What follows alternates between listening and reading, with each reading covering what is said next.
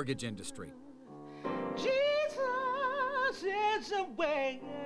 I'm being held accountable for making bad choices. But who in that industry is being held accountable?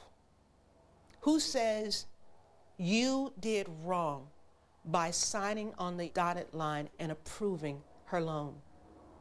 I'm stupid, but you're guilty. You're literally guilty. Ernesto and Trina Contreras have a new pool, but they've stopped paying their mortgage, which adjusted to a far higher payment not long after they refinanced. They now owe more on their home than it's worth. We'll be unfortunately renting somewhere, you know. Maybe at least we can rent a nice house. If anybody will rent to us. No, If we could find somebody that would trust us to rent to us. Arturo Trevilla lost his dream home to foreclosure, along with his plans to start a business. He was forced to move with his wife and 3 children into a relative's house.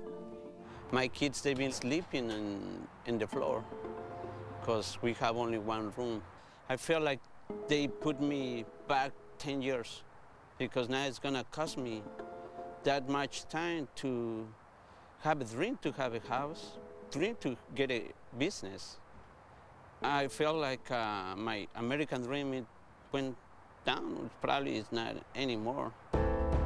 Once people like Arturo Trevilla began to lose their homes Sheriff's permit. and couldn't afford to buy new ones, Sheriff's permit. some California neighborhoods started to become ghost towns, filled with brand new, unsold, and unoccupied houses. And then it happened.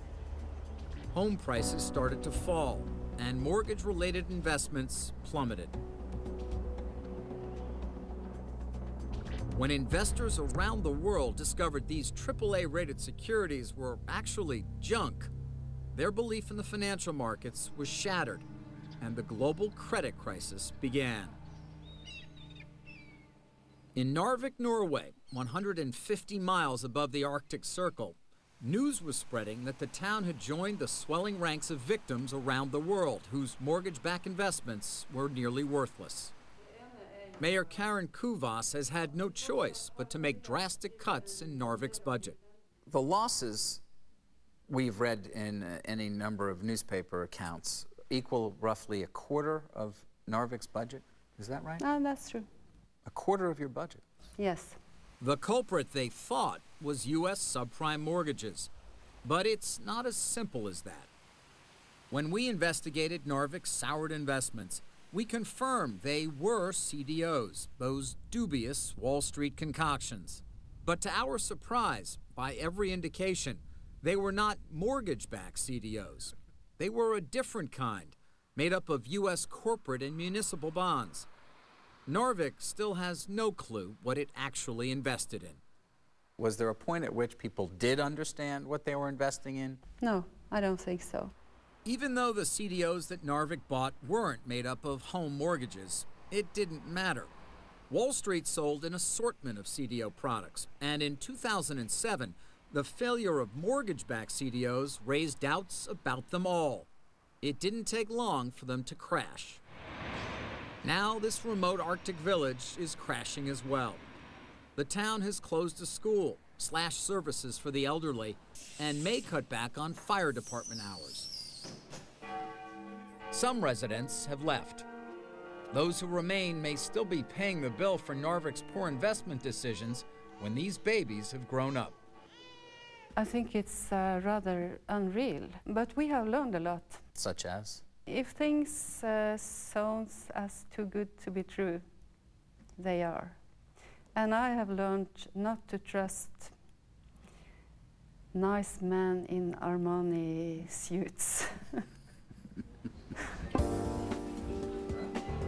In a story filled with so many losers, the only winner was the guy who bet the U.S. housing market was too good to be true. Kyle Bass's hedge fund paid off, big time. How did it do? In 18 months or so, it went up about 600%. 600%. Yes.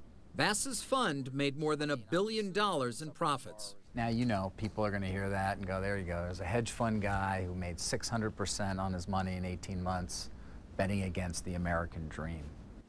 I mean, if the American dream is pervasive fraud from a lender's perspective and a borrower's perspective, and loans being made to people that should have never been made in the first place, then that's not the case.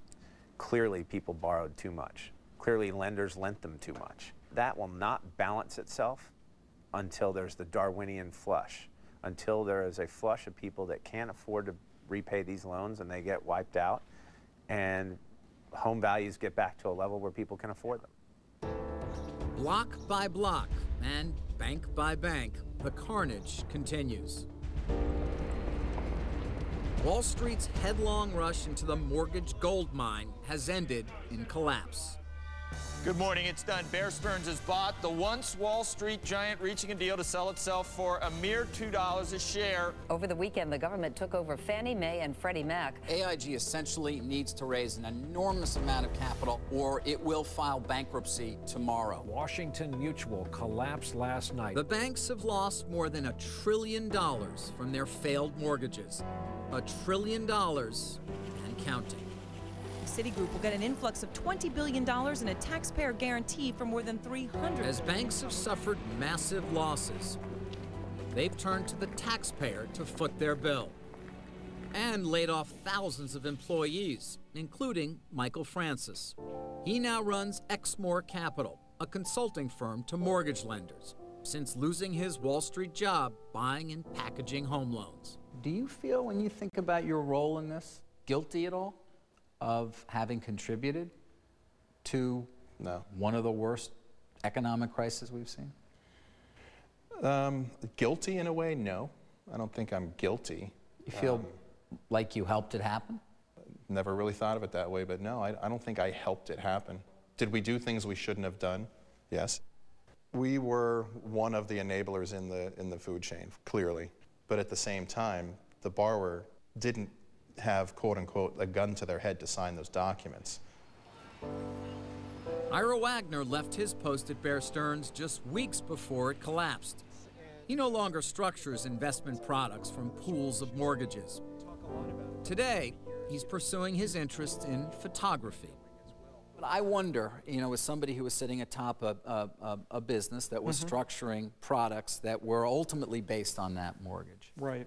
Do you share any of the blame for not understanding the breakdown in that relationship and yet continuing to structure these securities?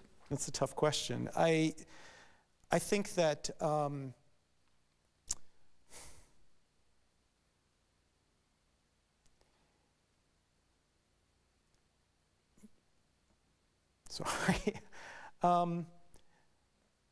look, I think we were part of the chain that has produced this.